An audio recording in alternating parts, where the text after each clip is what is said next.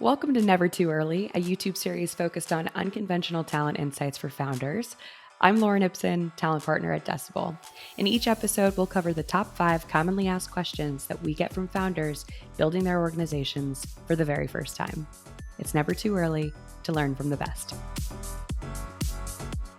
I'm super excited to introduce my guest today, Dana Lawson.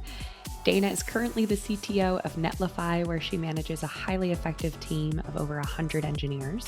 Prior, Dana was the vice president of engineering of GitHub, where she ran the platform engineering team covering DevOps, site reliability, and data services in addition to the core product.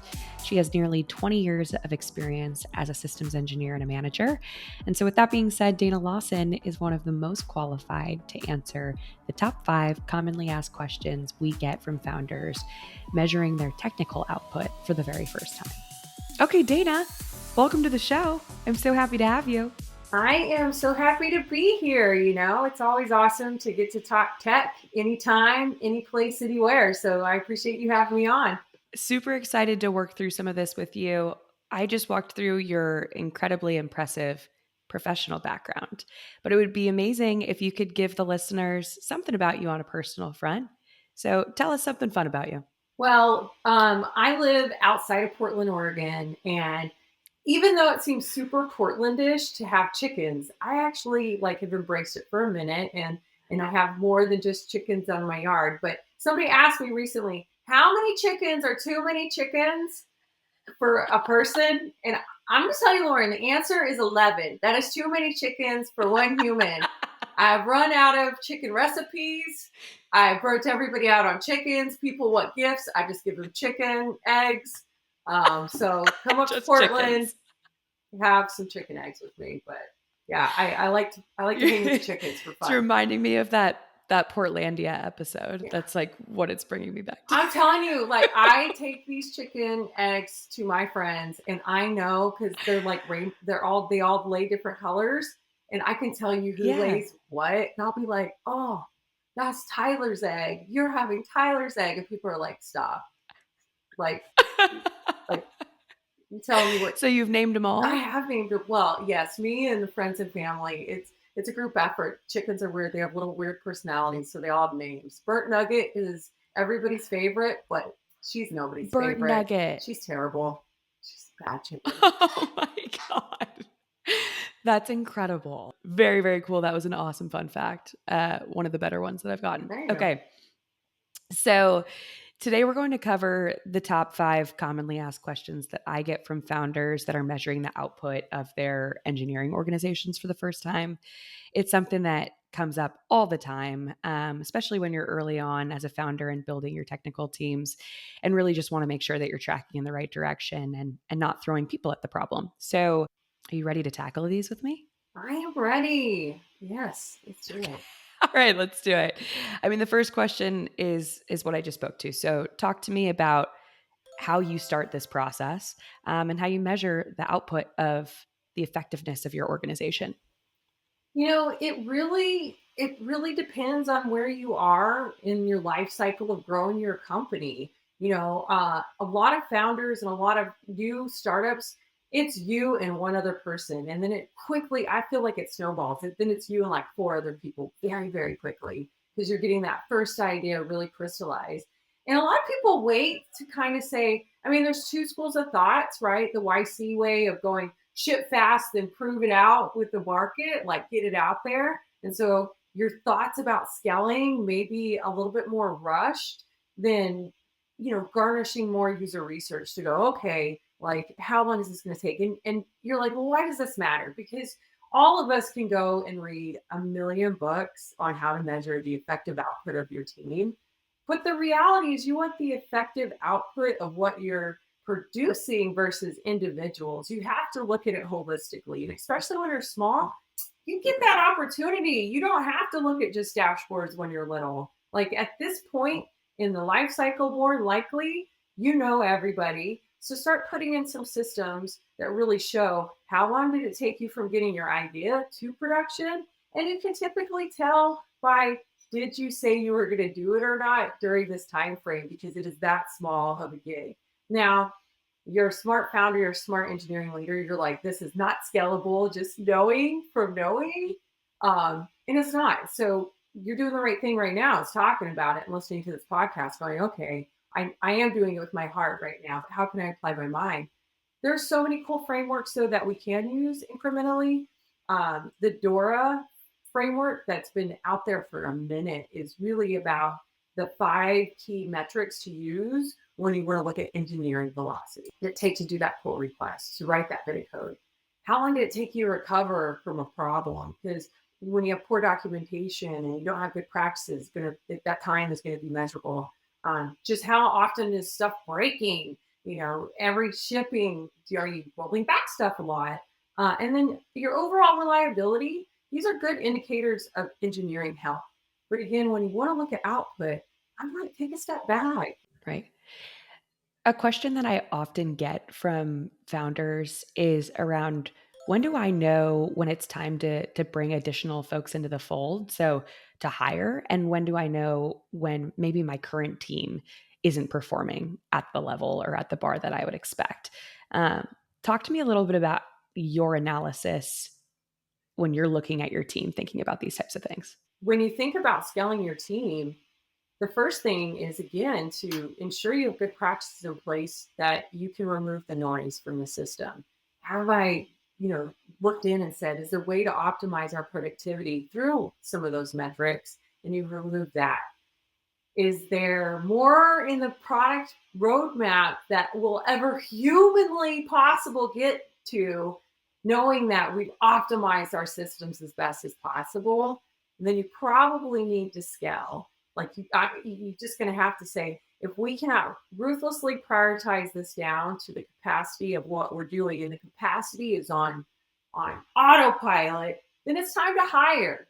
But I think a lot of traps that are made, and there's reasons that books like The Mythical Man Month were written maybe 25, I don't even know how old that book is, pretty old, but basically saying, like, it takes the time it takes to produce the outcome. So ensuring that you really understand the capacity, you remove that friction, and then it's time to hire. It's time to hire. But I think you have to be really, again, practical about, are the things that we plan to do still important, and having that agile mindset. So you're constantly looking at these metrics and fine tuning. Operating a business and reaching productivity is not a set it and forget it, because again, humans aren't binary. You're going to have waves, and the market's going to have waves, and you have to react to those waves. You talk about the waves in market and how that can also affect how you're thinking about your organization. And I remember last time you and I spoke, something that you said that really resonated with me is, this is kind of the moment of 5Xing your productivity, not 5Xing your team size. Talk to me and a little bit about that, but also how AI has affected how you think about hiring and how you think about the expectations of your team. I think that there's always been this desire to enable humans to be able to do unbelievable things, right? And I love working together on a team, but I love working together on a team when we can just run and get in that state of flow, and we're just developing and pushing. And there's a lot of chores in the development and the product life cycle that really just cause noise. And I've been doing this so long and been a part of all these awesome companies that have been trying to tackle different pieces of that flywheel of digital curation of tools and sets, from into the design aspect or how to observe it out in production. And the goal has always been the same.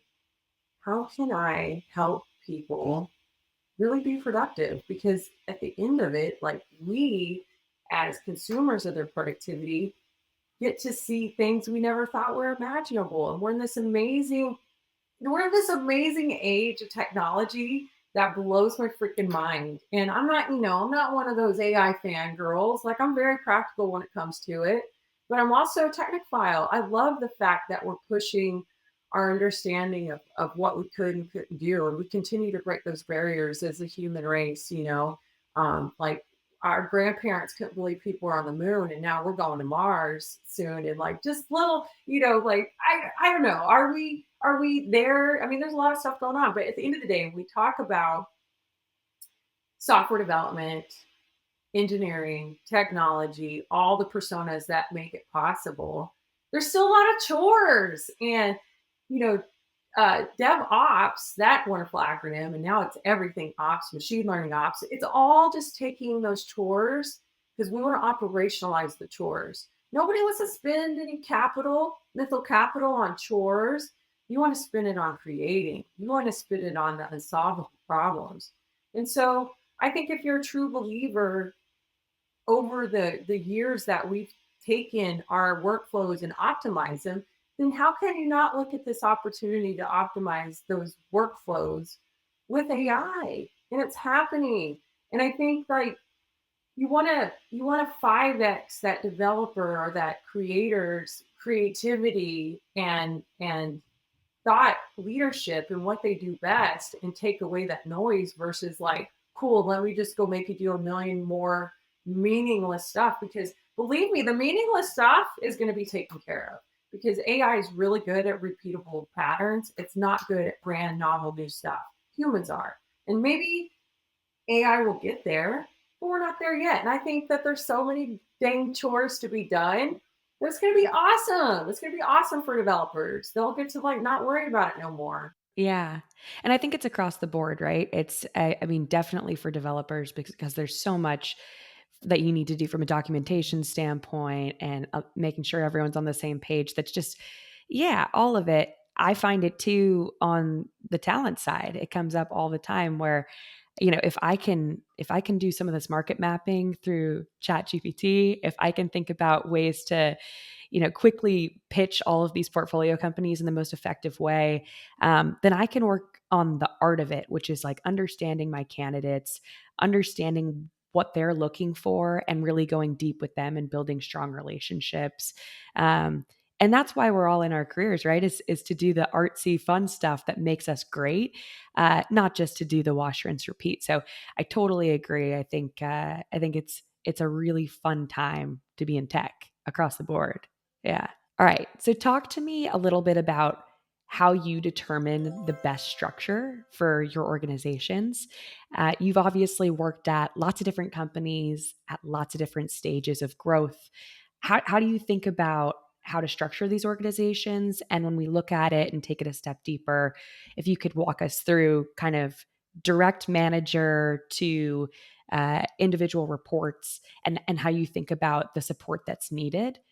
What does that typically look like? Yeah, I mean, again, there's not one system to rule them all, but luckily we do have some of those mathematical frameworks and those points that we utilize to do what we call span of control. And we're hiring. It's like how many people can nurture and foster and actually lead a group of people. And that actually depends on your organization. Like there is no magical like 1 to 4 or 6 to 7 or whatever your number is. You have to define that. You have to define that. So some of the things I do is I think about where the company is in that life cycle. Where are we going to be in 3 years? What do you need right now? And let that mission and that vision and that strategy guide you with the right people. Because in an early startup, you are going to, especially as you're building your bench out, you want to bring people on that's been through that kind of trajectory before, but you may have a blend of those, and more likely you're going to have a blend of those people. Your early advisors and people that just really supported you while you had a ambiguous problem and you're formulating it, to then getting in that nexus of saying, I need to surround myself with people that lived and breathed this, but also how much do I need? If you're completely Yeah. remotely distributed, you're probably going to need slightly smaller teams with a manager because that manager is going to have to do a lot of remote managing. There's something different about in an office. You kind of just get the Hmm. feel, the vibe. People walk by, you know what's going on. And I do Totally. have an opinion, but I don't have a firm opinion on what's better for your organization. Like only you can answer that. Um, Right. but you should consider maybe I need less ICs to manager if we're completely Yeah. remote. If you're hybrid, you could probably flex a little bit.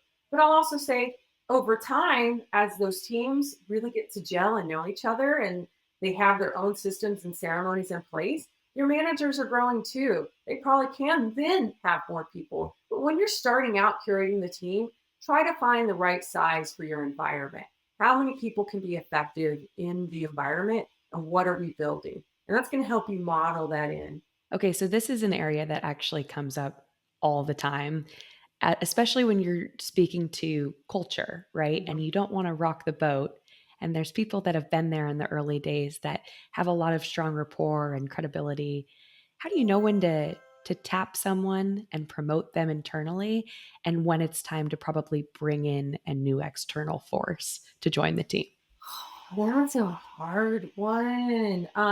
Honestly, I think you have to really always make the best call for the business. And sometimes it's hard to do that when we have so much history, especially when you've been through it.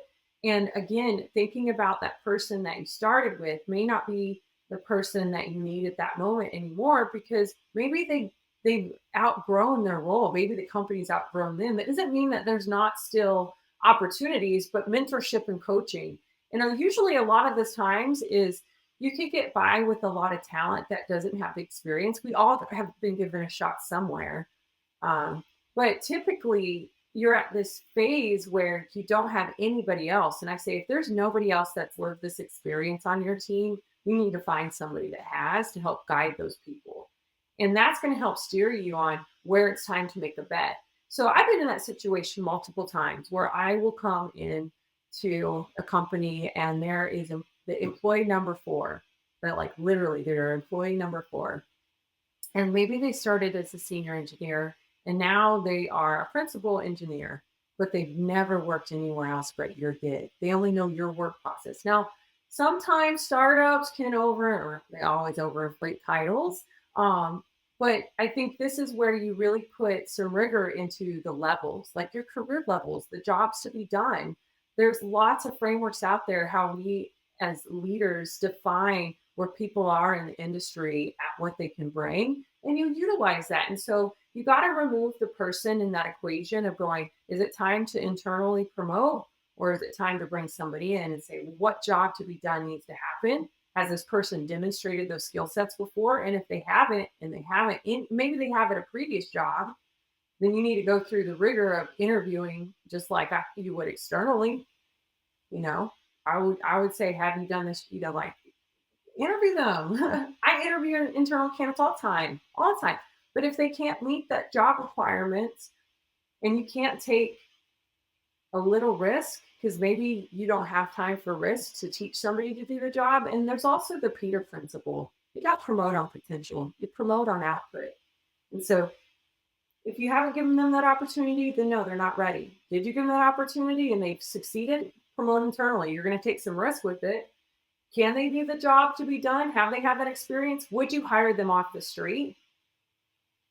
It's hard sometimes. Sometimes you have to say, I'm sorry. But if you're doing really awesome, and you will, because you're going to be great at what you do, they're going to get that opportunity. And you're going to give them that mentorship and that coaching, and you're going to give them that time in the seat to see if they can really do it. And when that becomes available because you're scaling, you better give them that job.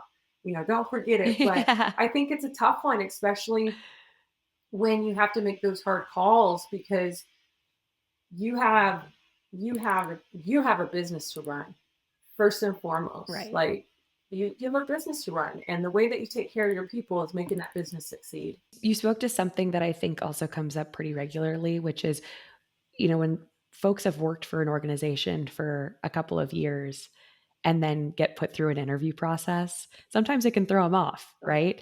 And they question, okay, well, don't you know what I'm capable of? Haven't you seen me do this day in and day out? But I think the way that you position it, it allows you to kind of quantify something that can feel very emotional, right? Mhm. Um, if you take a step back and you're simply focused on evaluating specific criteria with this candidate and other external candidates and just trying to put everyone on an equal playing field and somehow separate the fact that this is someone that you've had so much fun with at group happy hours and you've really gotten to know and taken a liking to working on different sprints, whatever it might be, right? But I think that's something that's really important that we don't talk about enough, which is why we do the things that we do from an interviewing perspective, and why, even if you've spent a number of times somewhere and we still appreciate and respect the work and the output that you've given a certain organization, why it still makes sense to run a process, right? And do so in a diligent way. I'm going to tell you too, and as a woman in tech, it evens the playing field. I may not be the person hanging out with them Yeah. at the happy hour. I may be somebody that just gets the Yeah. job done. And that really is a good indicator that you care about diversity, equity, and inclusion by looking at it really objective. You are human, leaders are human, and your job is to cut through that bias. I love that so much. This has been so insightful, and I think we've covered a tremendous amount of ground in 5 questions. I can't thank you enough, Dana, for all of the insights. This is going to be so helpful for our founders, and I just appreciate you and the way that you talk about these things in such a candid manner. So thank you. Thank you so much for hopping on the show. Thank you for joining us. Yeah, thank you for having me. It was great. It was great to connect and great to chat. And thank you all for tuning in to Never Too Early. More to come soon. Appreciate it.